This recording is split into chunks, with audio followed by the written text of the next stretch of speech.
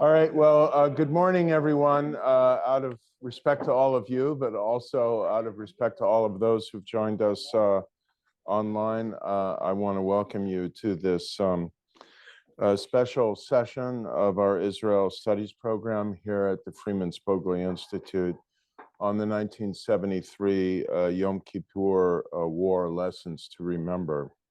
I'm Larry Diamond. I'm coordinating the Israel Studies program. We've got both of our wonderful visiting Israeli professors, Amichai Magen and Or Rabinowitz, with us. I'll introduce all four of our speakers in a moment. Let me begin by just saying the obvious. First, our hearts go out to the people of Israel and the struggle they have now in the wake of one of the most horrific terrorist attacks I think in anyone's living memory, maybe the most horrific. And to all of the people in Israel, Gaza, who are innocent people who've lost their lives. If you haven't read Bret Stephens' column in the New York Times a couple days ago on how Hamas is manipulating information and propaganda, this is a little bit orthogonal to what we're talking about today, but I highly recommend it. We need to remind ourselves that the people of Gaza are victims of their own political tyranny as well. Now, back to the theme of our day. I think you are all well aware that on October 6, 1973, a coalition of Arab states led by Egypt and Syria launched a surprise attack on the state of Israel on the Jewish holy day of Yom Kippur, which had also fell that year on the 10th day of the Muslim holy day of Ramadan. The attack came as a shock and an existential challenge to Israel, which was ultimately able, I think, as we'll probably hear, to repel the invasion and drive deep into Egyptian and Syrian territory before a ceasefire halted the war 19 days later. Just by way of kind of comparative reflection, we're now past 19 days, we're at 19 days since the start of this horrible conflict. 50 years later, almost to the day, Israel was attacked by surprise again, this time with the brutal terrorist assault I've just referred to, causing the worst single-day loss of life since Israel's creation as an independent state, little more than 75 years ago. This attack, too, was a shock, and like the 1973 war, it found the US and USSR, of course now it's Russia, Iran, China, who knows, supporting opposite sides in the conflict and carrying the risk of a wider war. I do want to note, when we planned this event, it was quite some time ago. We had no idea we would be talking about a new deadly conflict in the region 50 years later. Today, four prominent scholars will reflect on the 1973 Yom Kippur War, its historic importance for Israel's statehood and security, and the strategic and operational lessons of the war for Israel and the region, which are more timely now than we even imagined when we started. For their help in organizing and publicizing this seminar today, I want to thank the Helen Diller Institute for Jewish Law and Israel Studies at our beloved partner institution across the bay, UC Berkeley, and the Consulate General of the State of Israel to the Pacific Northwest. We're also very grateful for the promotional support of the Stanford Jewish Alumni Network and of Helen at Stanford. And finally, I can't thank her enough, Kate Tominska. Thank you for all of your work in organizing this as our program manager of the Israel Studies program. Let me now introduce our speakers. Professor Medzini, thank you very much for joining us from Israel. Meron Medzini is Professor Emeritus at Hebrew University of Jerusalem in Israel. In 1962, he was appointed director of the Israel Government Press Office in Jerusalem, and in that capacity, he served as a spokesman at various times for three prime ministers, Levi Eshkol, Golda Meir, who was, of course, prime minister during this conflict, and the one that we're going to be talking about today, and Yitzhak Rabin. Professor Medzini was sent on many speaking missions for the Jewish Agency, United Jewish Appeal, and served as a scholar in residence for the World Zionist Organization multiple times. For 34 years until 2017, he taught courses on Israel, Zionism, Israeli politics, and foreign policy at the Rothberg International School of the Hebrew University. His book, Golda, a political biography, won the Israeli Prime Minister's Award for Books on Israeli Leaders for the year 2010. Ron Hassner, Ron, thank you for making the very long trip from Berkeley to Stanford, is the Chancellor's Professor of Political Science and the Helen Diller Family Chair in Israel Studies at the UC Berkeley. So it's our great pleasure to have this among many events, we hope, Ron, where we'll be collaborating with the Helen Diller Family Center. He teaches courses on international conflict and religion. His research explores the role of ideas, practices, and symbols in international security, with particular attention to the interaction between religion and violence. I think you'll see his work obviously echoing in his remarks today. Or Rabinowitz is an associate professor in the International Relations Department in the Hebrew University of Jerusalem. During the last academic year and through this quarter, we are extremely proud that she is a visiting professor here at the Center for International Security and Cooperation. Both her course and Amichai's have been very popular among our Stanford students. Her research interests focus on nuclear proliferation, intelligence studies, and Israel-US relations. Finally, Gil-li Vardi, who is fortunately permanently with us as a core lecturer in the history department here at Stanford, examines in her research the interplay between organizational culture, doctrine, and operational patterns in military organizations. She has deep expertise in all of this and focuses on the incentives and dynamics of change in both military thought and practice. So I've just introduced the speakers in the reverse order in which they'll speak. We're going to hear from Gil-li first, and then Ori, and then Ron, and then Professor Medzini. We will invite you to reflect on these presentations. Gil-li, the floor is yours. Thank you very much, Larry. Hello, everyone. It's wonderful to be here.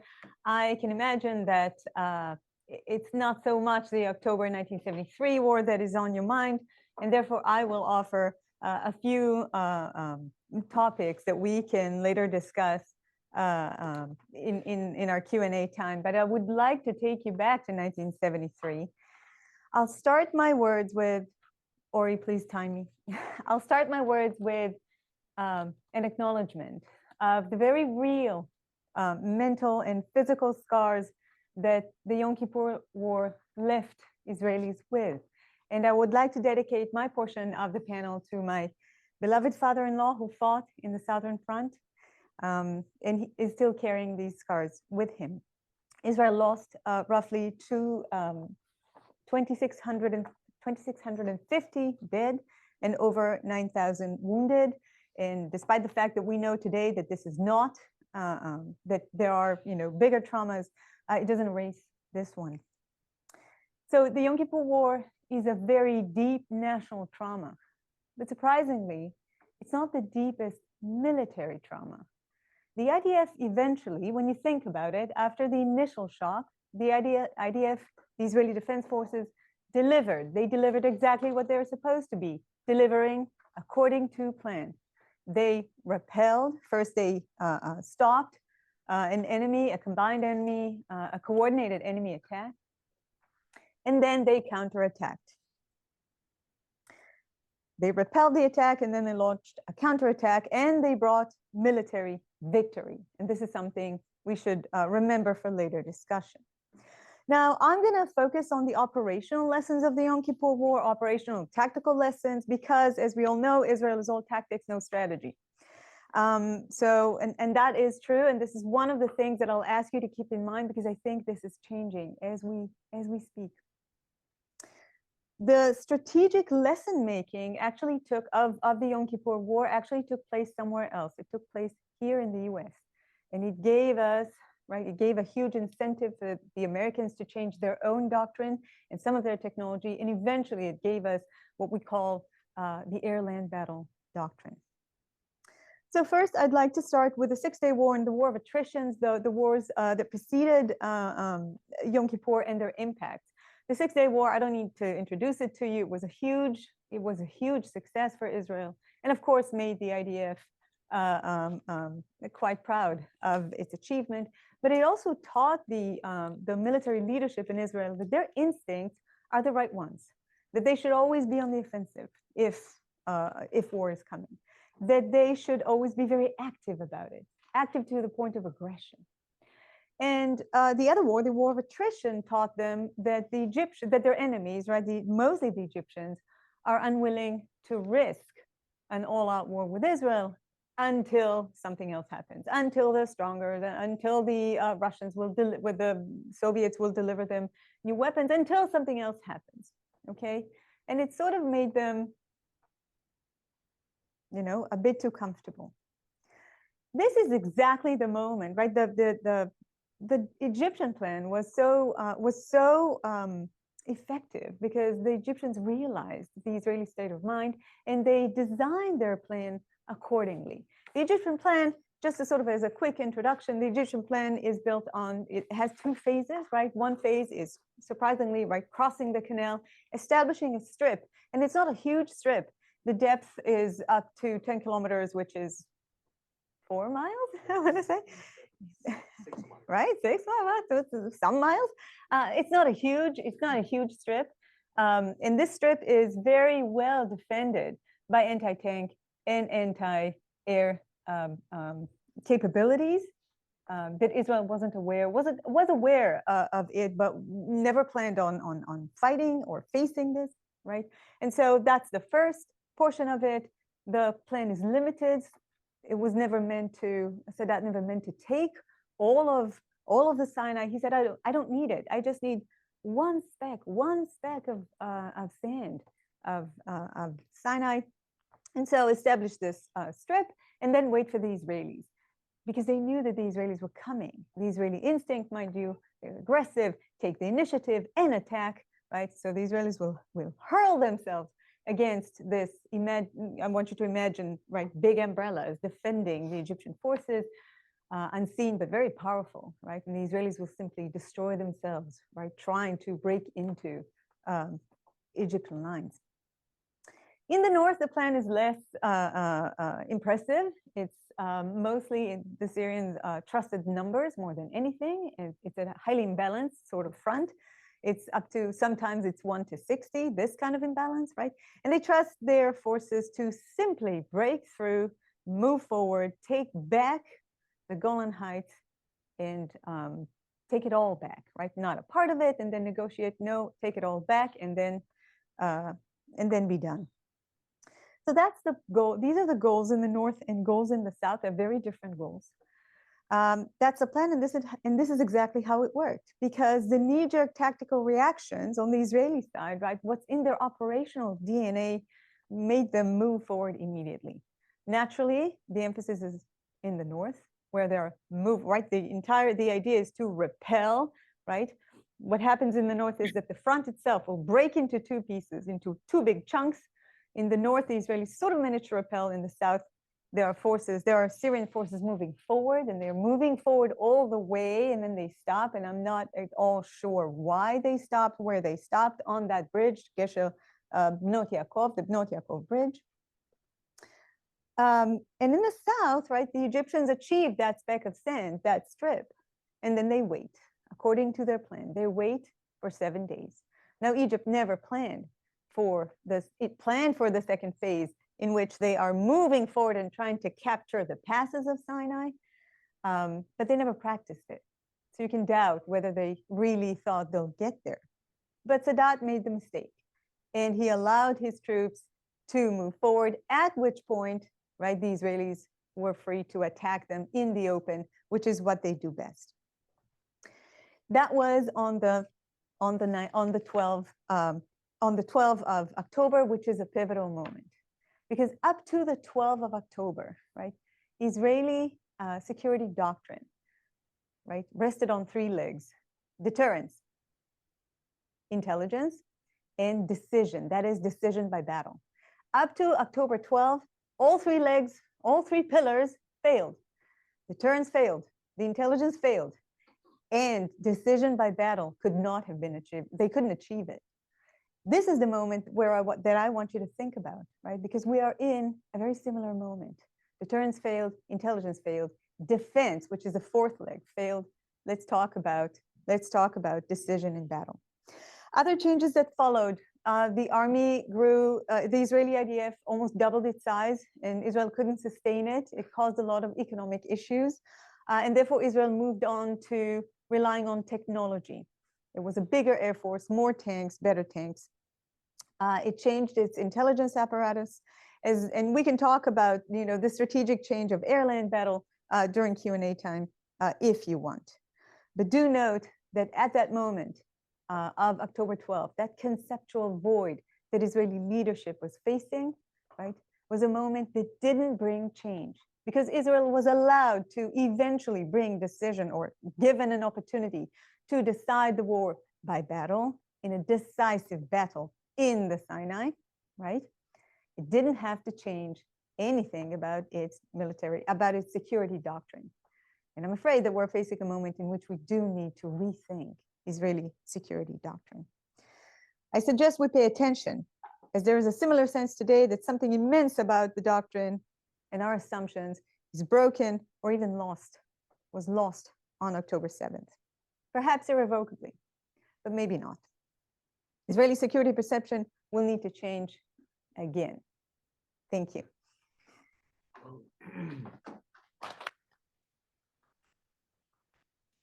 Thank you for your lucidity and also your discipline. I can't believe you got all that in. And I spent too many years here. So. What looks like 10 minutes. You set a very high standard anyway. Which I will not meet it. Neither am I planning to. Turn it on. It's on, and No, the mic. The mic is on. All right. We have some seats over here. People from the back. Yeah, anyone is welcome to sit at the table. There are 4 seats over here. 10 minutes, maybe 12 if we're lucky. Yeah. So thank you everyone for coming. I'm going to talk a little bit about the nuclear dimension of the Yom Kippur War. I'll try to explain what some of the new sources which have recently come up tell us, and the kind of light that they shed into what we understand. And at the end, and maybe I'll do some more in the Q&A, we'll ask if there are any implications we need to consider about the current Hamas-Israel war. If we'll get to it, I may push it to the Q&A. Kate? So let's start. How am I even able to discuss the nuclear dimension of the Yom Kippur War? Let's start with this great quote by President Richard Nixon from Jan 8, 92. The Israelis have nuclear weapons. I'm not going to tell you how I know, but I know that. So just to kick us off, it's important to understand that even though Israel never officially and publicly acknowledged its own nuclear weapons, possession and capabilities, there's a very deep and wide scope of literature, secondary literature, some interviews with former officials, scholars who interview Israeli officials, American officials, documents being declassified in archives around the world. And this enables us to put together a picture. You should know that I should make a caveat very clear. It's a partial picture. We won't have the complete picture in the coming years. Maybe one way down the road, we will have a deeper picture, but the picture I'm going to paint for you now is partial, it's incomplete, and I'm going to maybe mostly point to some questions and not necessarily definite answers, but it's important to understand what we're working with. Specifically, just before the 7 October attack happened, there were a few very interesting publications inside Israel mentioning the 50 years to the Yom Kippur War with some new interviews, some new notes, some new documents, and we're going to try to use them. So just as a background, Israel developed its nuclear capabilities during the 1960s. In 1965, it promised the US it would not use American jets to deliver nuclear weapons. In 1969, Nixon and Golda Meir reached the famous Israeli-US understanding, the Nixon-Meir understanding on Israel's ambiguous nuclear posture. In 1969, Israel had 3 jets that the Americans assumed could, in theory, be used to deploy nuclear weapons. But if you take into account the first point, then it was clear that they're not likely to use the 2 US-built jets. And the suspicion or the understanding or the assumption in the US was that if Israel would go ahead, it may use its Mirage planes for nuclear delivery.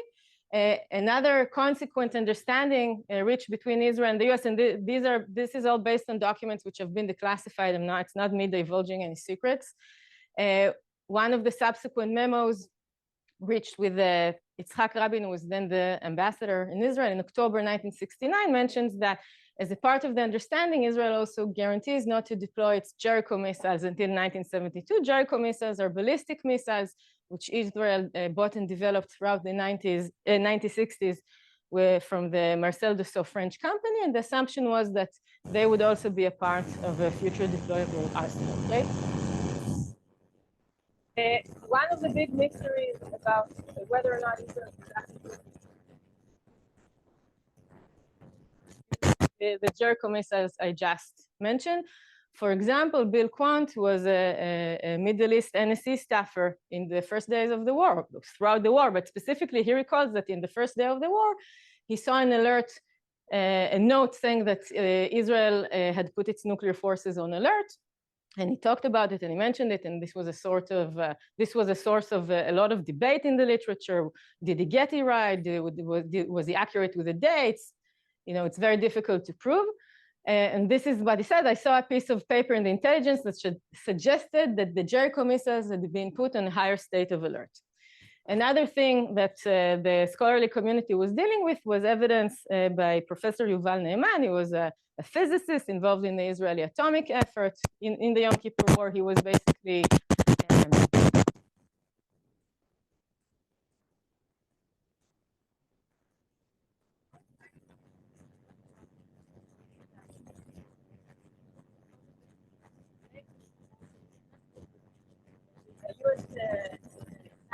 saw that the Soviets were wasn't known as CISAC during nuclear war. The Israelis decided to basically signal that this is what they did. The chief of staff, Dado, ordered not to hide the battery, the Jericho missile battery, assuming Soviet satellites would receive the message, and this would be forwarded basically to the Egyptians. What we know now, Kate, we can skip, but what we know now is the Jericho missiles were probably not relevant to any Israeli nuclear posture. We'll talk in a second about what we think we know about the Mirage standoff, but new sources that have recently come up indicate that the Jericho missiles were actually not mature, not ready, were not able to be deployed with nuclear warheads. There are some sources, they're anonymous, but they went on the record. They're quoted in Ronen Bergman's report. So we have to take it into account that this was probably a political signaling which wasn't backed by an actual ability to put a nuclear warhead on the ballistic missile, but we just don't know. And here are other things we think we know. We think, and this is based on also some of the US material that's been declassified, that Israel probably was capable to use its Mirage 5 jet for nuclear missions. We think it was most likely put on alert during the war. It's unclear whether this was the authority of the Minister of Defense or not, Dayan, and these are questions we're still grappling with. Whose authority would it have been to order a nuclear alert? And what kind of an alert was it? One of the famous stories which in the past few months has received a lot of attention is the story of Lieutenant Colonel Avi Lanier. You see him pictured above. He was the commander of the 101 Squadron. We think, or it's been widely alluded to in the press with a lot of very interesting quotes that he was basically very prominent in the Mirage nuclear force. He was shot down over Syria in October 13, exactly the day that Gil-li mentioned. The 12th and the 13th were dramatic days in the war. We can talk about it later. He was tortured to death. The Israeli leadership, we now know, was very fearful that he would divulge secrets. We think that Golda Meir's willingness or her signaling to the Americans that she would like to reach a deal where Israel would relinquish control of the topmost part of Mount Hermon to secure the release of 28 pilots which fell hostage wasn't because she was a soft at heart and a nice Jewish grandmother, which is how it was initially perceived at the time. The Israelis were actually very concerned about the kind of information that Lanier would be able to divulge.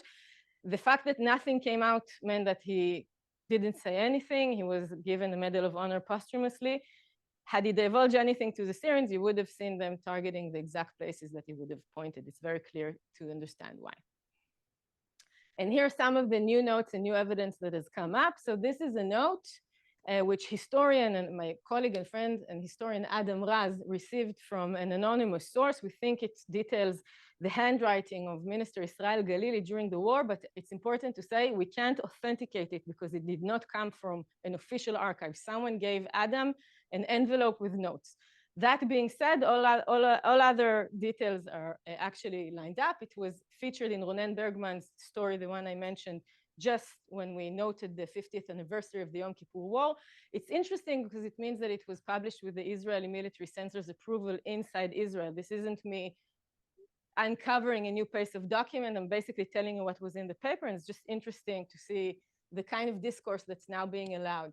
What the note tells us fits in with other pieces of information that we've had regarding the 1973 assumed Israeli nuclear alert. We think that Minister of Defense Moshe Dayan, who was in a very difficult mental state, proposed some sort of a nuclear alert. Some people understood his suggestion to maybe offer a nuclear demonstration. He didn't say this. This is how some people who heard him understood what he was saying. The notes that appear in the paper, and I'm translating it, he basically proposed to put something as being ready for deployment. And another quote is, we may have to be ready with Dostrovsky's thing. Dostrovsky was the former head of the Israeli Atomic Energy Commission. So these are very open-ended remarks. What did he mean? Did he want to bomb Damascus? No one thinks he wanted to bomb Damascus. Was he maybe thinking about some sort of a nuclear demonstration? Most scholars agree that this is probably the most likely assumption. We just don't know. There's not enough evidence. We do know that he was basically immediately shooed away or brushed away. We do know that it was repeated a few times. This was probably not a proposal that only happened once because the notes refer to 3 different dates, October 8th and 9th, and different meetings. But from what we can ascertain from the notes and people who were sitting in the corridor listening in, Golda Meir told him, don't do anything without my approval, forget about it, clear out the party. So there wasn't even a willingness to discuss it. That being said, the question is, what exactly was put on alert, and was it on Dayan's authority? Did he actually have to ask Golda's permission? Did he not need Golda's permission? Did it happen with or without authority? We don't know because we don't know exactly what happened. And hopefully down the road, we'd be able to know more. Kate? I wanted to tie everything I've just said to the current war, which, how much time do I have longer? Maybe 2 minutes. Okay, so 2 things, and maybe I'll leave some of the insights to the Q&A. Would Israel have practiced self-restraint regardless of the previous 1969 nuclear understanding with the US? I think from reading, and also we can discuss this with Professor Medzini and his terrific book about Golda, I am convinced that Golda would have shown nuclear restraint even if a bilateral understanding had not been in effect with the US, because it made sense, because there were moral qualms, because Israeli objective was to align itself with the US and guarantee further collaboration, and it would have just backfired. So I don't think that it necessarily happened because of the existence of the bilateral Nixon-Meir deal. That's number one, but it's anyone's guess, and if you want to, discuss it, we can. A second thing is, and Gil-li hinted at it, what can we say and what can we know about Israel's nuclear deterrence and posture and its effect on Egyptian and Syrian military planning? There is a debate here because some scholars say, listen, the IDF was so strong that the conventional deterrence was enough to convince the Egyptians to plan the war plans in a limited fashion, right? Grab 10 kilometers inside the Suez, inside Sinai, excuse me. And the similar argument goes for Syria. And we don't have the smoking gun that tell us, oh no, they only did so because of Israel's nuclear program and posture. That being said, there's a very big debate here, because with the Egyptian corpus of literature, there are many, many quotes going back to Sadat, going back to General Gamazi and others who clearly told Israeli interlocutors during the negotiations of the Camp David peace accords and later, we knew what you have in Dimona. I mean, I'm paraphrasing, we're not idiots. Of course, we would never have planned for an unlimited war. In the Syrian case, we don't have the sources. So the question still remains. I'm going to leave it here, and we can develop more questions down the road. Really fascinating. Thank you so much.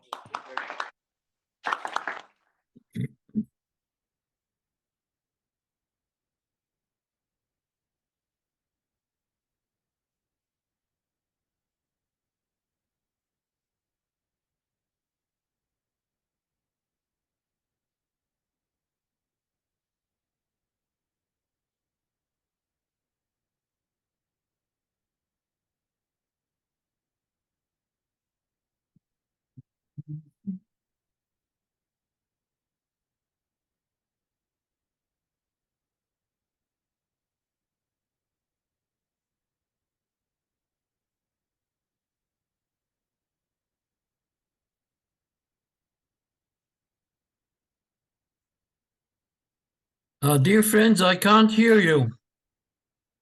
Can you hear me now? Yeah, now it's okay. My fault entirely. I apologize. I said nothing of significance, nor will I. There's a prevalent paradigm now that certain types of religion, fundamentalist Islam, for example, can motivate conflict. Clearly, the Yom Kippur War was not one of those cases. And nonetheless, I'd like to suggest, and I've shown in some of my research, that religion played interesting, motivating, and constraining roles during this war. The most obvious being that the date of a Jewish high holiday was chosen as the date for assault. I was, what was I, a year and a half old at the time. I delude myself that I remember it as being a moment of tremendous concern. My mother was pregnant. I was a little child. My father had been sent off to the front, legend says, with a toothbrush in his hand and nothing else. And since then, more or less, I've been asking myself this question: did it matter that the Yom Kippur War happened on Yom Kippur? Did it matter that the attack 2.5 weeks ago happened on Simchat Torah? And the answer is, as far as the Egyptians were concerned, it definitely mattered. They did not choose the date because it was a religious holiday. The primary constraints were, had to do with the Egyptian level of preparedness, assumptions that the Egyptians and the Syrians made about Israeli level of preparedness.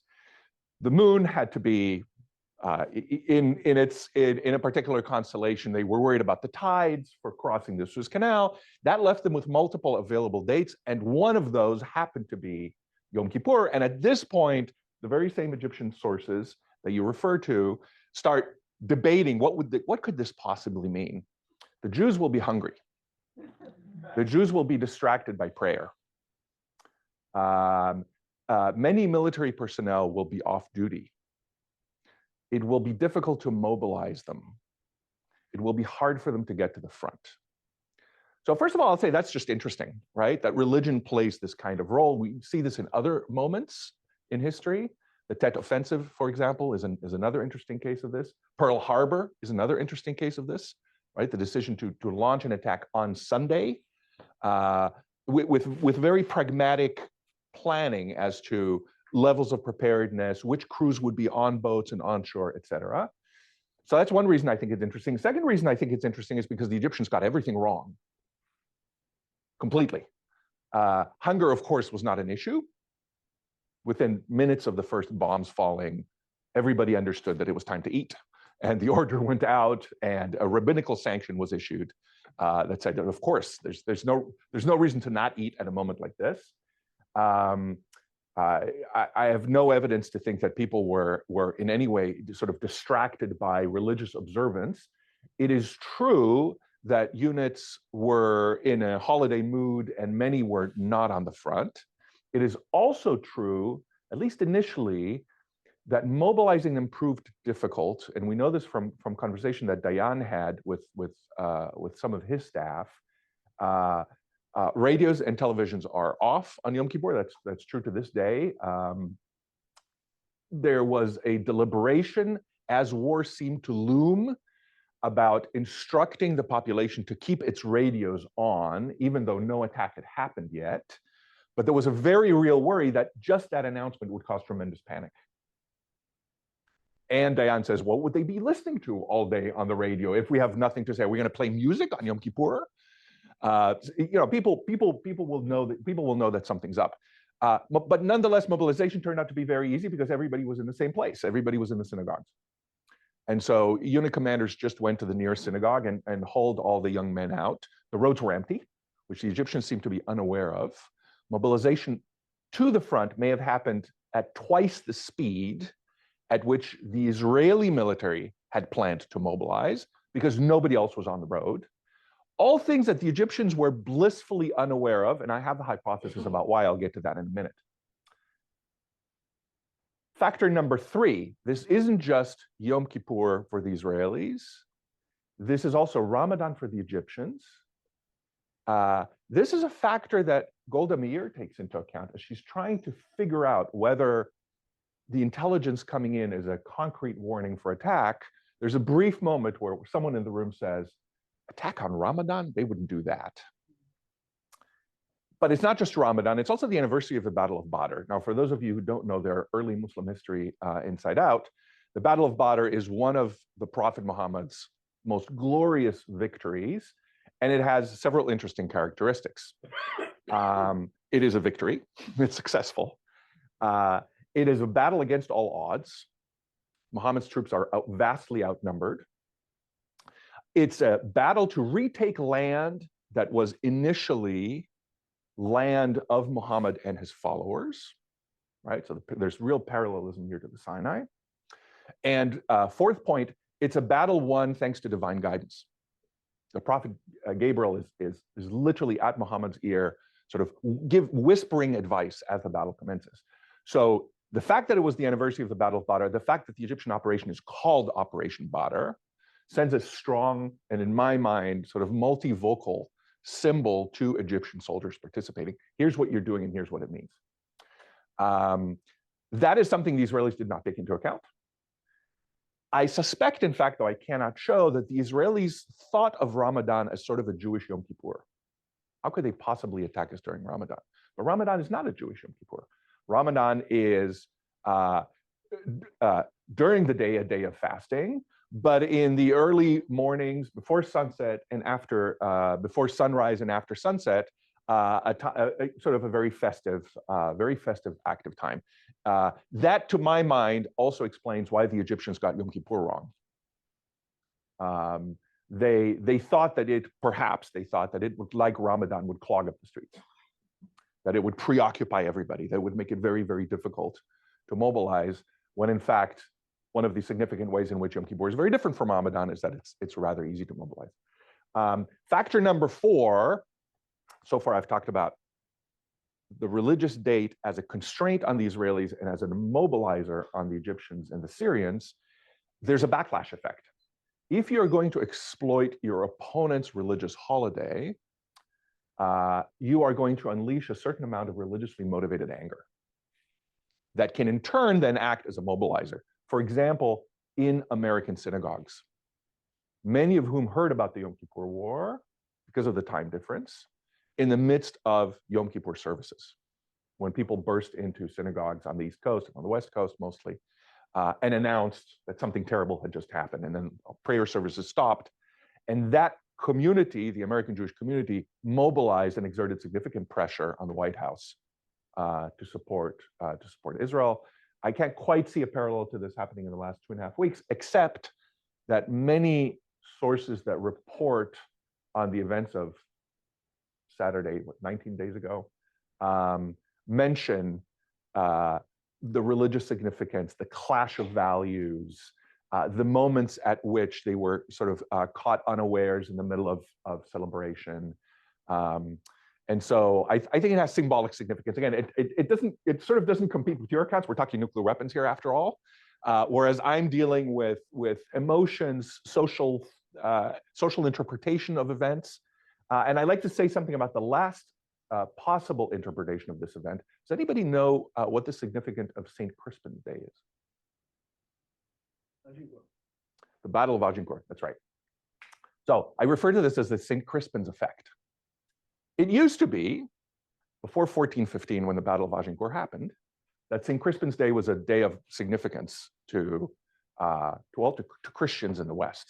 It was the celebration of the death of two martyrs, Crispin and Crispinian. Got it.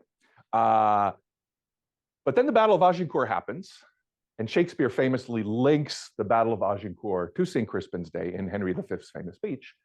And now in England, anybody who thinks about St. Crispin's Day remembers only one thing, which is the Battle of Agincourt. It's right? In other words, the timing of the religious event and the battle have sort of switched places.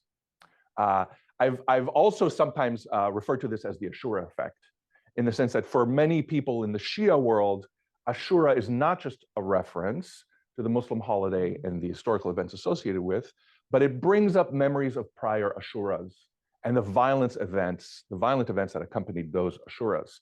The same is true of Yom Kippur. It is impossible today, certainly for an Israeli, I think also for many American Jews, to think of Yom Kippur without thinking of the War of 1973. And that brings up a whole series of connotations about atonement, which I think brings us all the way back to your talk. So it's a war of atonement happening on the Day of Atonement. What exactly are we atoning for is no longer just a religious question, but it is now also a military question, a political question. That's me. Wow, thank you so much.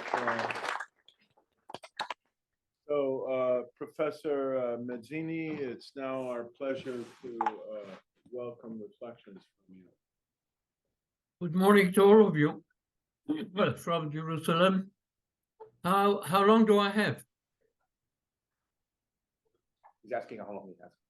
Oh, well, it could be. I'll need about 12 15 minutes. Minutes. About 12 Yeah. minutes is what our speakers have, but if you need a little more, please take it. Yeah. All right. I'll reply to some of the things that were said, and then I'll weigh in. I will not hide from you the fact that 3 weeks ago, Israel was dealt its worst blow since 1948. Totally unprepared, wrong intelligence, the army in disarray, poor leadership, very poor response. Parts of proper Israel were occupied by Palestinians. Huge number of casualties, 1,400 to date, probably more. 220 something captives, hostages in Gaza. The entire country was stunned. How could this happen to us? And many tried to compare this to Yom Kippur. I think it's wrong. Yom Kippur's situation was totally different. Somebody said, why Yom Kippur? If the Egyptians and Syrians decided on Yom Kippur, they made a huge mistake because they should have attacked us on Rosh Hashanah. On Rosh Hashanah, 60,000 Israelis were in Sharm el-Sheikh and in Sinai. Yom Kippur, you're either at home or you're in a synagogue. And therefore, what we did was at 2 o'clock, a few minutes after the attack started, we put on the sirens. And Israelis hear a siren, they turn on the radio. And the radio had an IDF announcement that we were attacked by the Egyptians and by the Syrians. And then came the code words for the various units. And you're right, Yom Kippur, it's easy to mobilize people.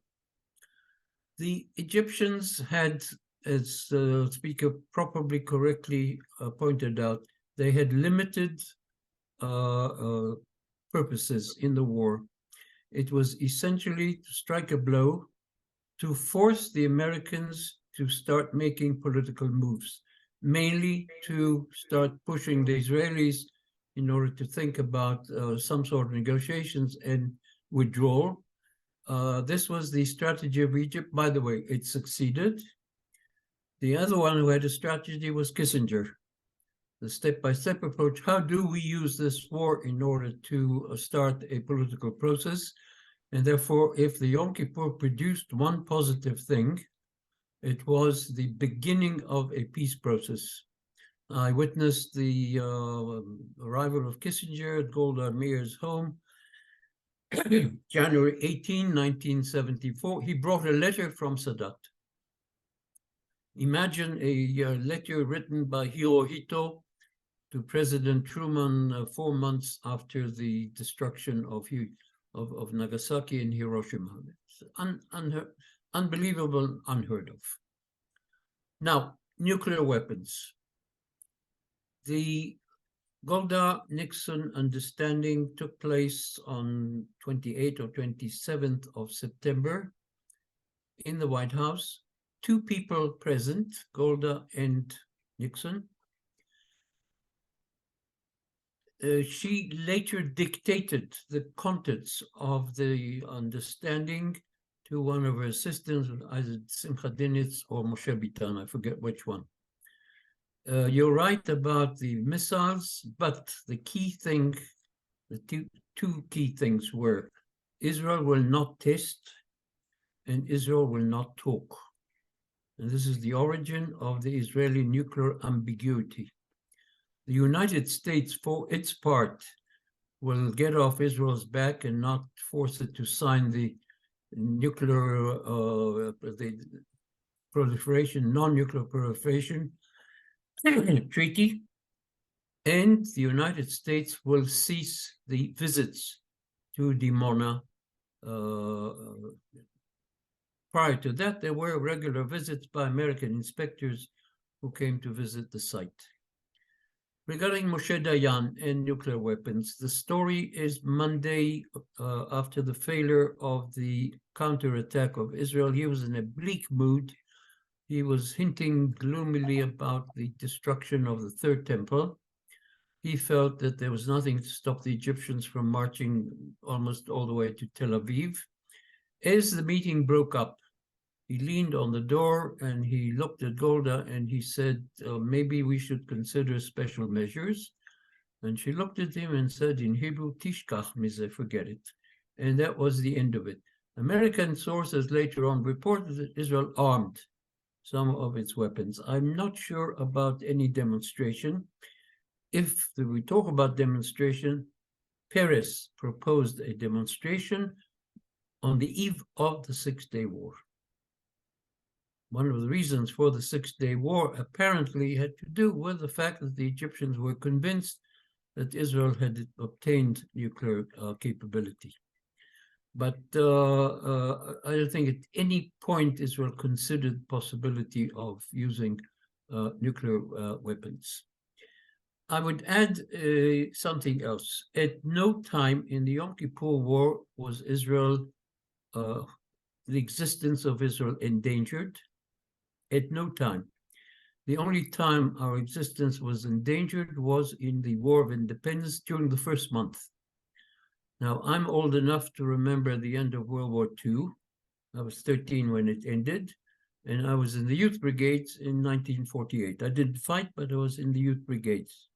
In May 1948, we stood the possibility of annihilation. The Jordanians were in the heart of Jerusalem. The Iraqis were 14 miles from Tel Aviv. The Egyptians were 37 kilometers, which is, I think, 30 miles or less from Tel Aviv. That was the only time. After that, at no point from then until now, did Israel face a existential threat. I'll add another one thing which was not mentioned. The American airlift did not save Israel. By the time the airlift arrived, we completed the pushing back the Syrians on the Golan Heights. We occupied additional territory, and we were about to launch the cross-canal operation. It was due to take place, I think, the October 13th or 14th, but news came that the Egyptians were planning to send 250 tanks. We thought we'd lay a trap, which we did, and we succeeded. and therefore the cross-canal operation took, I think, on the 15th of October. I want to come back to what happened now and the similarities with 73. Totally wrong concept. We thought in terms of Western thinking or Arab thinking. We did not take into account Hamas is a religious organization. If you read their covenant, if you look at their logo, it's not only destroy the Jews of Israel, it's destroy the Jews, period, wherever they are. And therefore, here you had a religious connotation, which I'm not sure the Yom Kippur War had at all. Syrians certainly didn't speak about the religious aspect. This time, they were able to seize Israeli territory, which means they fought on Israel proper.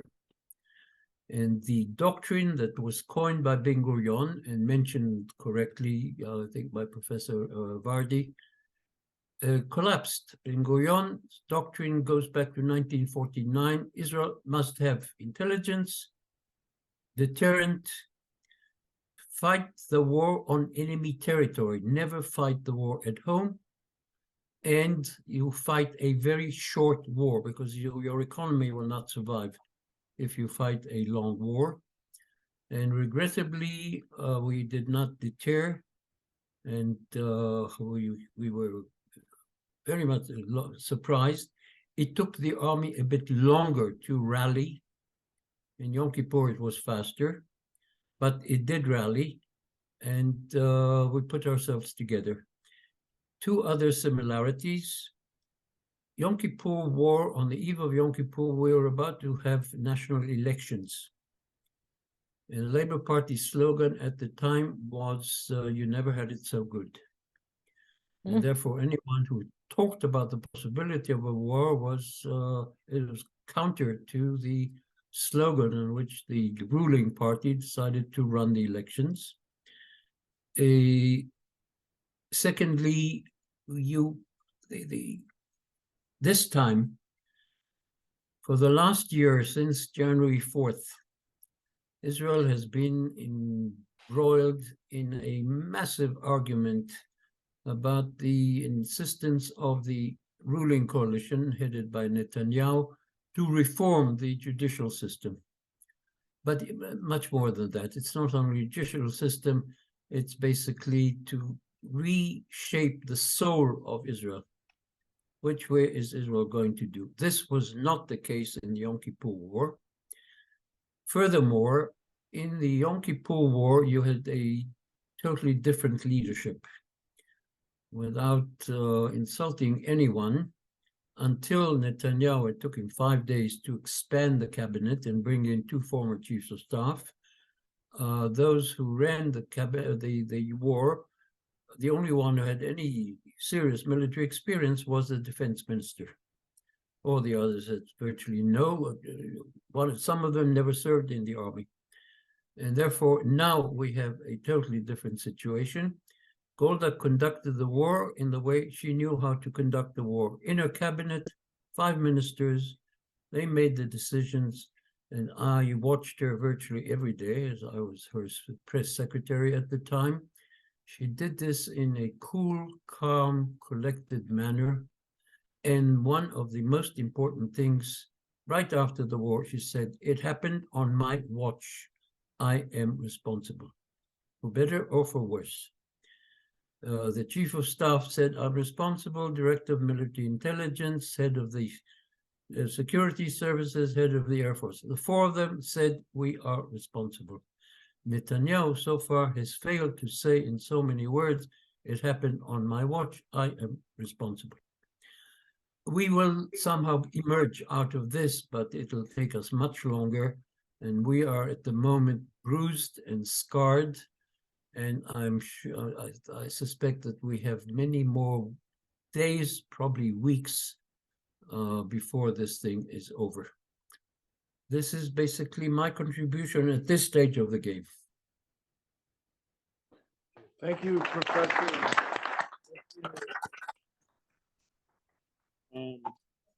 I'm going to ask the three of you to reflect on Professor Medzini's reflections. And I'll pose one question that bridges the past and present. We'll go in the same order to maybe stimulate whatever response you might have. Gil-li, it was you that said, I'm virtually quoting now, Israel had grown, quote, a bit too comfortable after the Six-Day War. And when you win a great victory and there's calm, it's human nature to think that calm will extend indefinitely into the future. And I'll just be honest, at least within my circles, including the planning of this program, we all made that mistake. So can you reflect on that vacuum of vigilance, if I can put it that way, and you know, what kind of enduringly seeped into Israeli military strategic consciousness from the Yom Kippur War, what was maybe learned and forgotten, what was never completely internalized, and anything else you want to respond to. Why don't you each take 2 or 3 minutes? We'll come back to Professor Medzini, and then we'll open it up to all of you.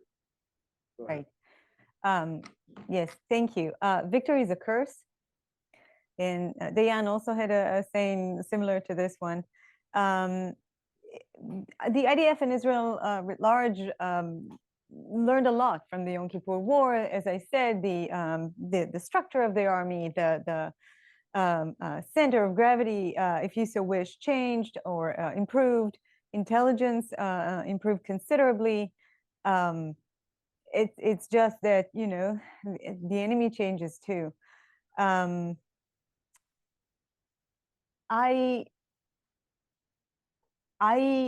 I think in this case, right, I want to make it clear, I study history. And so I want to be very careful about, we don't know anything, and we don't know enough about this current conflict. But I will say that the very, as we've heard, right, there's a concept, mostly Israeli, we speak about a concept, some sort of a conception, some sort of a basic idea that organized reality, and that will sort of channel us to see things in certain ways. The basic concept based on which the entire Israeli security universe acted on was the one that, and the Prime Minister Netanyahu led this one, saying, in order to prevent the establishment of a Palestinian state, we will support Hamas rather than the Palestinian Authority. And I think this is the concept, that as long as you allow Hamas to thrive, as long as you feed them, as long as you allow money from Qatar to reach the Gaza Strip, then Hamas will see the benefits of it, will not attack Israel, or will keep its attacks very limited, and then Israel will be able to prevent, right, Bibi Netanyahu will be able to prevent a Palestinian state from happening. We are now stuck with the results of this concept, of this idea. All right, and there's a particular person, right, who came up with this, despite the fact that he's trying to hide it now. That the army followed, this is also a mistake, right, for which they will need to, you know, give us many different explanations. I would say the chief of staff already took responsibility, or the director of intelligence already took responsibility. The director of Shin Bet already took responsibility. We're still waiting for one person to take responsibility. These are my comments, but I would like to add, I would like to strengthen, right, and we've heard the only time Israel's existence was under threat, right, was in 1948, and this is absolutely correct. In 1973 as well, the sheer existence of the state wasn't under attack. It isn't yet under attack, in danger now. It can evolve into something else, but right now, right, as much as Israelis, right, we're bruised and we're aching, right, But this is a very strong, powerful country that can and will defend itself. All right. So, hopefully, maybe with different leadership. Just saying. Thank you. So I will continue with what Professor Vardi said and what Professor Medzini said, and I'll try to keep myself calm, cool, and collected. It's difficult in this time. Professor Medzini noted that during the Yom Kippur War, when people were home or in the synagogue and they heard sirens, they went home and immediately switched on the radio and knew what was happening. For some people in Israel, on October 7th, this wasn't the case, and these are people that sat in the government. So, for example, Michal Voldiger, the Deputy Minister of Finance, who comes from the radical right-wing, rather fascist faction of the government called the Tzionut Hadatit, she was sitting in her, or maybe she was in synagogue or at home, in Givat Shmuel, and she told the news that she heard the alarms, but it was Sabbath, so she went home. Despite being a part of the actual government, and despite bearing responsibility for the Israeli people, she heard the alarms. And as opposed to the people that Professor Medzini mentioned in 1973, she went home. And I think this encapsulates the story of the current Israeli government and its lack of functioning. I think that, and I'm following up on what was said here, we need to remember that Netanyahu was repeatedly warned throughout the year that his judicial coup and his attempt to completely undermine Israel's democratic pillars was a clear and present danger to Israel's fabric of society. He was saying, the military chiefs told him that Israel is now perceived to be weaker, that the enemies would actually exploit this window of opportunity. He chose to ignore it. He refused to meet with the IDF's chief of staff just before the famous vote on basically putting together one of the central planks of the judicial reform, a vote which took place in late July. And that builds into the much bigger right-wing concept. And here we have to go back to the fact that Netanyahu was the prime minister that replaced Prime Minister Rabin following Rabin's assassination in an elections that took place in the early spring of '96 in Israel. Rabin, strategically thinking when he went into office, his strategic vision was that Israel now has a window of opportunity to strengthen itself and bolster itself in face of the rising threat on the horizon. The rising threat was a strong regional actor. He thought of maybe Iran or Saddam Hussein's Iraq, because in '92 Iraq was still in play, possibly armed with the nuclear weapons or an advanced nuclear weapon program, trying to align itself with other regional actors. Rabin's strategic vision was to sort out the immediate circle, מדינות שחקני המעגל הראשון, and that's what led to the Oslo process. He opened talks with the Syrians, the Palestinians, successfully reached an agreement with Jordan. When Netanyahu replaced him, this was largely abandoned, even though Netanyahu maintained the Oslo peace process and signed 2 additional accords. And his henchmen are now criticizing the Oslo process and Rabin, forgetting that he was a main part and parcel of that and turned Israel into a main beneficiary of the framework of the Oslo peace process. After the disengagement program was hatched and then put in place, and this goes back to Ariel Sharon as prime minister and then Olmert as prime minister. The understanding was, and Dubi Weissglass was Sharon's chief of staff in 2004, went on the record. He told Ari Shavit on Haaretz, he said, the disengagement plan is unilateral because it's meant to put the vision of a Palestinian state in formaldehyde. It's meant to put it to sleep. The idea was to push away any possibility of progress towards the 2-state solution, and Netanyahu took up the mantle. Before that, also Olmert. In June 2007, when Hamas, by the force of arm, took over the Gaza Strip and kicked and pushed away Fatah people, and we all remember how the expulsion of the Khlanen's men was treated publicly in Israel in June 2007, nothing was done. And since Netanyahu took office in 2009 forward, his main mission was to strengthen Hamas. He went on record saying that his main mission is to strengthen Hamas. People like Smotrich and other people, sorry. I think maybe Netanyahu isn't happy with me and is maybe phoning in, or maybe Yair Netanyahu from Miami.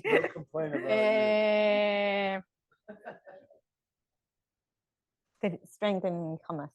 The conception killed us. I'll leave it at that. And we have to figure out how we're going to revive the two-state solution. It's the only way forward. I am not a Netanyahu scholar, so I'm not going to comment on, How dare on you. the current government.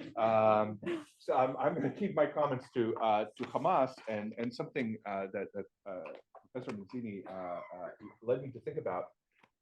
There's a big puzzle, has always been a big puzzle in terrorism study, and that's the puzzle around the rationality of terrorism. The behavior that we saw 2.5 weeks ago cannot be reconciled with rationality in any way, shape, or form. It's self-defeating on the strategic level, as residents of Gaza are now finding out in the hardest way possible. But it's also self-defeating at the tactical level, at the operational level.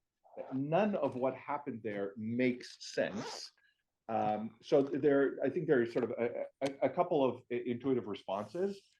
One is for my colleagues who insist on the rationality of terrorism and argue that there must have been a disconnect between Hamas command and the terrorists who actually executed actions on the ground, that there's a principal agent problem here. Whereas Hamas command, situated in Iran and Qatar and Syria and wherever they're vacationing, had very specific goals in mind, and an attack that was designed certainly to provoke, certainly to kidnap hostages, certainly to signal strength on the part of Hamas and weakness on the part of Israel. The accompanying carnival of death that we witnessed, the sexual deviance, the acts of outrage, the decapitations, dismemberment, etc., were not part of the grand plan. And this is not an unpersuasive argument because all organizations have principal agent problems, right? The head of the organization often has a hard time motivating or constraining the people who actually have to implement that plan. Terrorist organizations have principal agent problems through the roof because they can't actually communicate. It's very, very hard to constrain and motivate a Hamas lunatic coming out of the Gaza Strip when you're sitting in Qatar and you can't actually use public modes of communication because you know the Israelis will intercept them. And it seems they did not use public modes of communication. They were quite cautious. So that's the rational explanation. Professor Medzini, I think, rightly pointed to an alternative. This is fanaticism. This is motivated by religious extremism. The Hamas charter explains this very, very clearly. The goal is not to liberate the Palestinian territories, let alone the Gaza Strip. The goal is to liberate the entire land and cleanse it not just of Israelis, but cleanse it of Jews. Because the charter continues, Jews rule the world. They and the Freemasons caused World War I. You really ought to read the Hamas charter. It's to establish a caliphate. To establish a caliphate and to impose Sharia law. And therefore beheadings, dismemberments, all sort of fit into this. And there's been recent evidence brought to bear that this was part of the plan to begin with. I don't know how to reconcile these two explanations. The answer one picks matters tremendously because it has a bearing on whether one can negotiate for the release of hostages. It has a bearing on whether a Beirut solution is possible in the case of Hamas. And when I say a Beirut solution, I mean some international force arriving, removing leadership from, in this case, the Gaza Strip into exile somewhere, Tunisia or somewhere else, where they can then be moderated and come back, chastised and chastened. If Hamas is as extremist an organization as its documents, its recent statements, its emblem suggest, that is not a possibility. And if that is the case, then Hamas needs to be, to quote former President Obama, dismantled. Before I come to Professor Medzini, I just have to say this. I'll raise it as only a partially rhetorical question. There's a history in this region of the Middle East of people thinking that they could marginalize their more, quote, serious or threatening adversaries, the left in Egypt under Mubarak in particular, the Shah in Iran, the fear of the communists, the left, and so on. If I can be blunt, I agree with virtually everything you said, Ori. the strategists in Israel who thought they could work with Hamas. You can deter Hamas. Right. What were they thinking? Do they not read the charter? They've got, Israel has, some of the best experts on Islamic terror in the world. If your assumption is that you can't have the PA and you need a very weakened PA, then you have to have a strengthened Hamas. So you build your conception around that. And and then what you get is a strengthened Hamas. Anyway, Professor Medzini, sir, any light you can shed on this recent exchange or anything else that's been said, please do so before we go to our audience. I'll say something about Hamas. Hamas was established, I think, in 1987, around the time of the first Intifada. Israel welcomed the establishment of Hamas, seeing in it an organization countervailing force to Fatah, which was essentially a secular movement. And we thought that they will devote their attention to religion and welfare and education, and therefore Israel was not alarmed. It did not read properly the covenant of the Hamas. We also thought that they would think in a rational way. Well, this is not their way of thinking. I want to add one more thing about what is happening now, and was not the case in 73. We have evacuated, I think, 60,000 people from our northern border, something we did not do in 73, apart from evacuating women and children from the Golan. The entire 120-kilometer length border between Israel and Lebanon, 5 kilometers deep, evacuated. We've evacuated now 7 kilometers from the Gaza border. This is something we haven't done since 1948. Secondly, in 73, Israel proper was not targeted, apart from a few rockets that hit an airbase near Nazareth. No rockets in 67. 67, Jerusalem was bombarded for a few hours, and that was it. Tel Aviv, I think, was shelled 13, 14 shells. In other words, hinterland Israel was not affected. This time, hinterland Israel is very much affected. In fact, I think 2 hours ago, my son tells me that there was a air raid siren in the village where he lives, which is halfway between Jerusalem and Tel Aviv. Something very important to remember, and that is the Israeli economy. We have now mobilized 360,000 reserve soldiers. That's 10% of the productive force in Israel.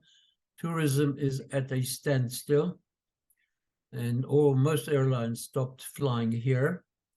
And therefore, we find ourselves asking very seriously, how long can the economy last before something wrong will happen? And this probably will dictate the pace of this war, meaning, do you go into Gaza? And if so, how deep?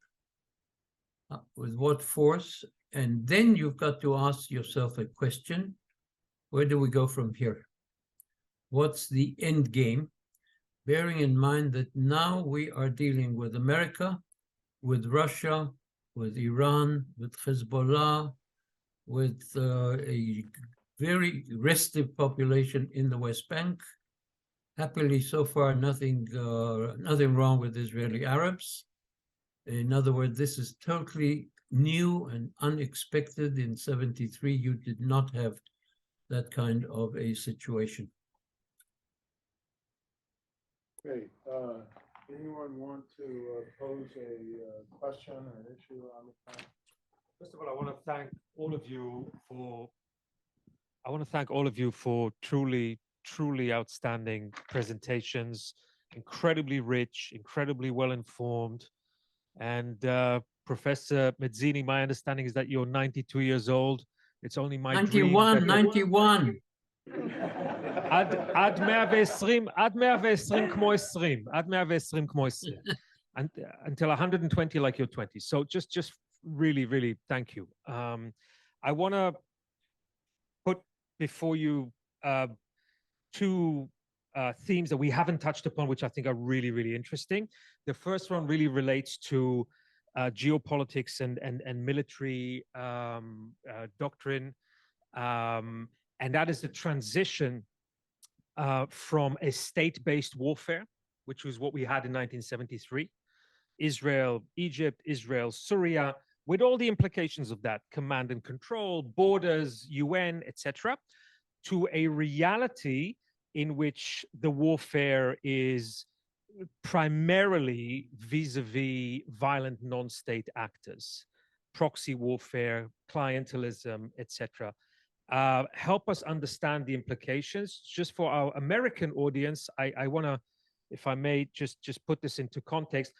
What has happened here is the third time over the last 10 years where a violent non-state actor has achieved a strategic impact that is of geopolitical importance, global importance. The first time was ISIS taking over Raqqa and Mosul. The second is the Taliban takeover, with the sort of collapse of the Afghan government in the aftermath of the American withdrawal, and now Hamas inflicting the strategic damage on Israel with the potential to inflame the entire region. That is a paradigmatic shift. It's no longer a terrorist organization killing a certain number of civilians. That has regional and global implications, something that we need to be to think about. And remember, 9/11 came within months from the opening of the Second Intifada. So this also has huge implications for global jihad, not just for the region. Perhaps we can talk a little bit about that. Second area that we haven't touched upon, which is enormously important, 4 years after the end of the Yom Kippur War, we have the Mahapach. We have a realignment of Israeli politics, in a way, a movement from Israel 1.0, which was dominated by Mapai and the labor Zionist elite, to an Israel 2.0 dominated by Menachem Begin and Likud. And in a way, we've kind of lived in that reality ever since. Are we on the verge of a realignment of Israeli politics? Okay, two questions. Professor Medzini, we'll start with you this time if you want to respond. According to the recent polls, if there were elections to be held in the coming weeks, Likud will lose handily, and there'll be probably a government center-right, center, maybe a bit center-left, not more than that. But Netanyahu probably will have to go. On the issue of Hamas, this is something that so far we have not succeeded in telling the rest of the world, that when you are dealing with Hamas, the rules of war, the laws of war do not apply to them. They, for example, we discovered long ago that they built tunnels under hospitals. And we expected not to touch hospitals because according to laws of war, you're not supposed to touch hospitals. They use these as command posts, as the IDF spokesman has shown today. And we are very much unhappy with the concept of proportionality. In other words, for one Israeli, 2 Palestinians, or for half an Israeli, 1 Palestinian, this doesn't work that way. In other words, there's always this attempt to equate. Palestinians lost so far, they claim 6,000 something, we lost 1,400. All right, never mind. This is something that we cannot accept. 73, 67, we fought against the armed forces of the regular forces, armed forces of Arab countries. Prisoners were taken, prisoners were exchanged.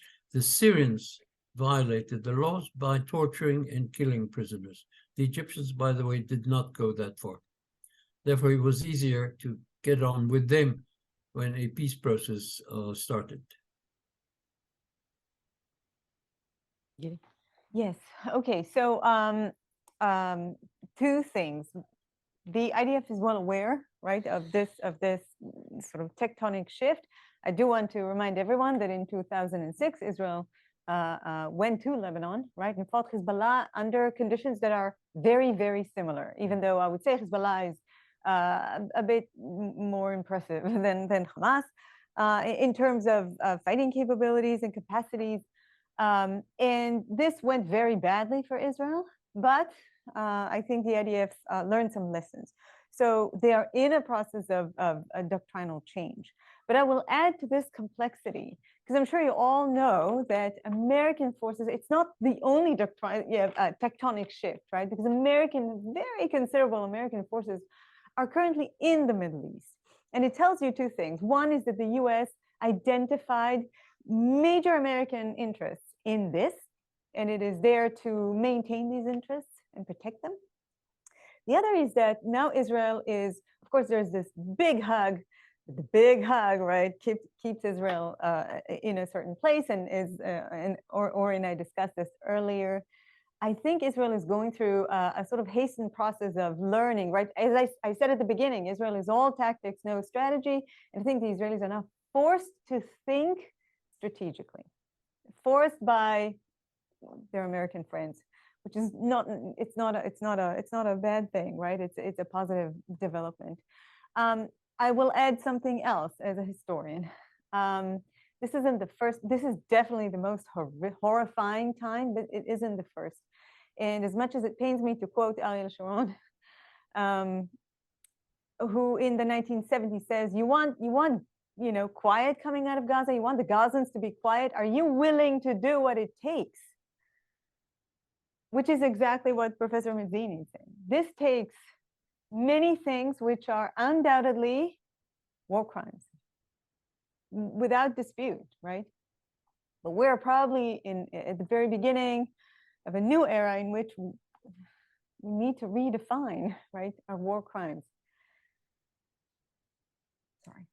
So I will pick up on a few of the themes.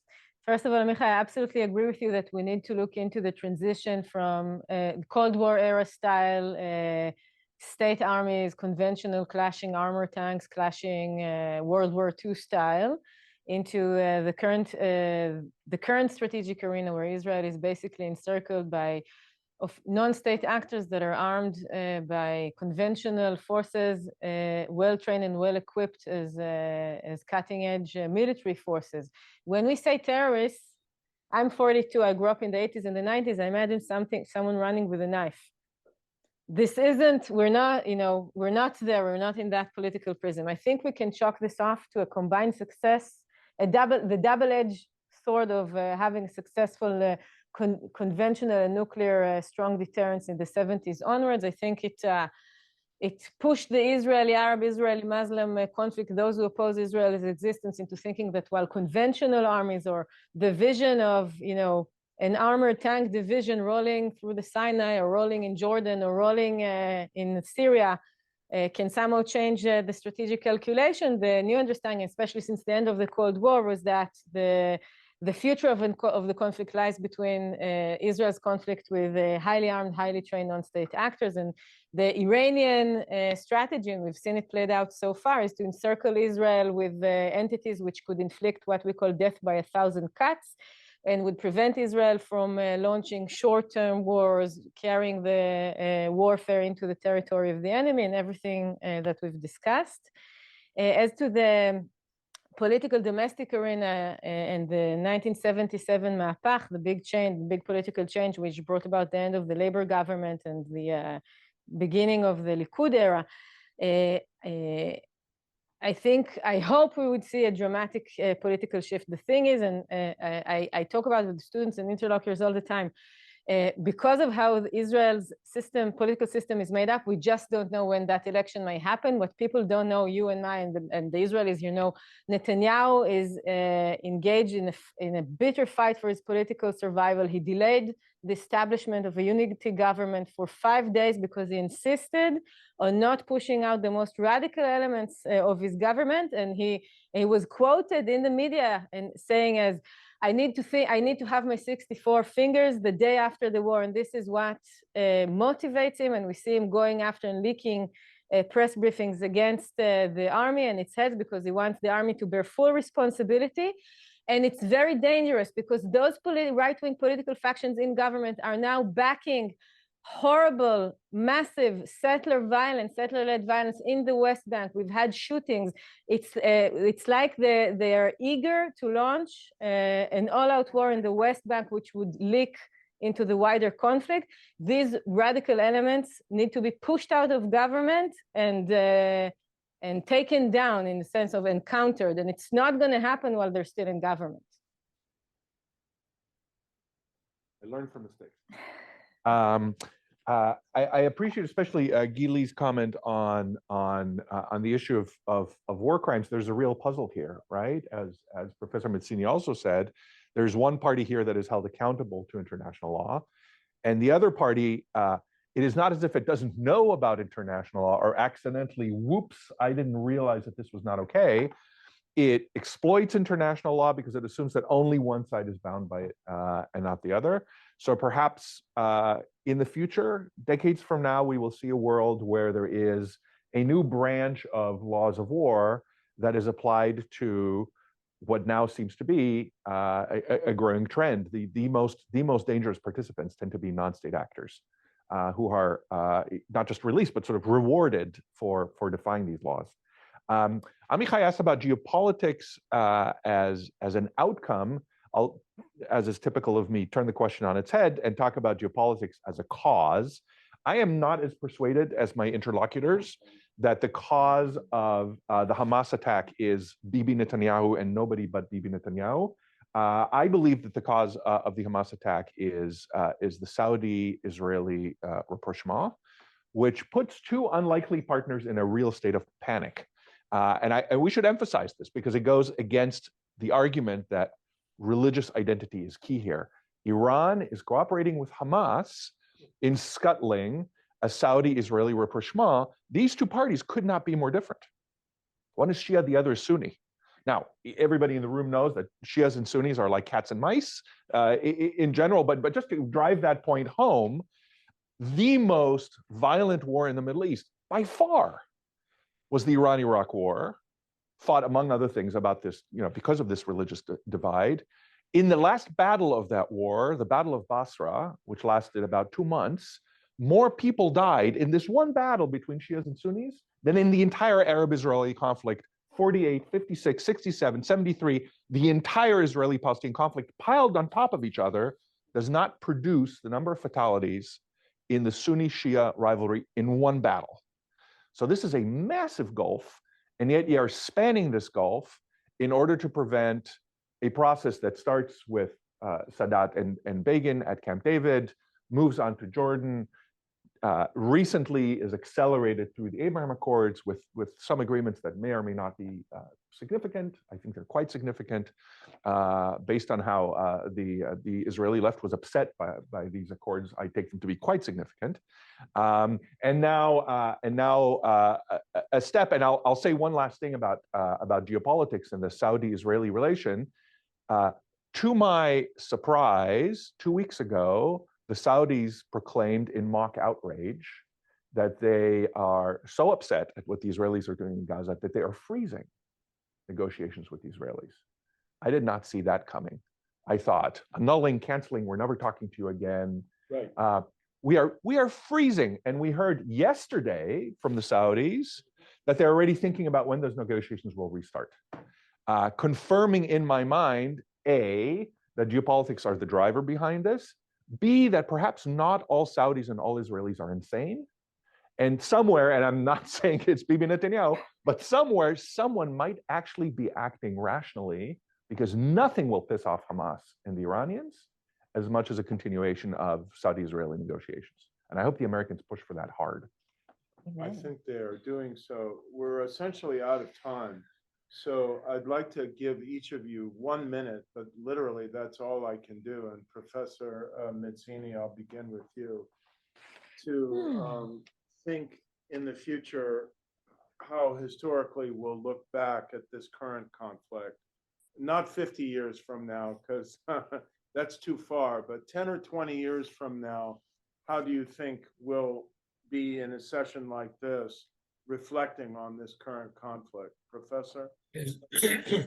People will think about this as a major turning point in the history not only of Israel, but of the entire region. Because if we do not deal a massive blow to Hamas now, we've lost our deterrent power. And in the Middle East, if you're perceived to be weak, you're in serious trouble. And that could have enormous implications on our relations with the Emirates and Bahrain and Morocco and a few other countries that we're talking to. And therefore, we should insist now not on partial, semi-artificial solutions, but we have to go in and to do a major, major operation in Gaza to make sure that Hamas loses its military and political capability. You can't kill an ideology. You can't kill a religion, but you can certainly destroy a military capability and capacity. Thank you. Gil-li? I think it will reignite a peace process and bring back the two-state solution in a very actual manner. I hope so. And domestically inside Israel, I think this is an inflection moment as historical as 48, and it's a make or break moment in terms of how different political factions shape the new Israel, which I hope would emerge.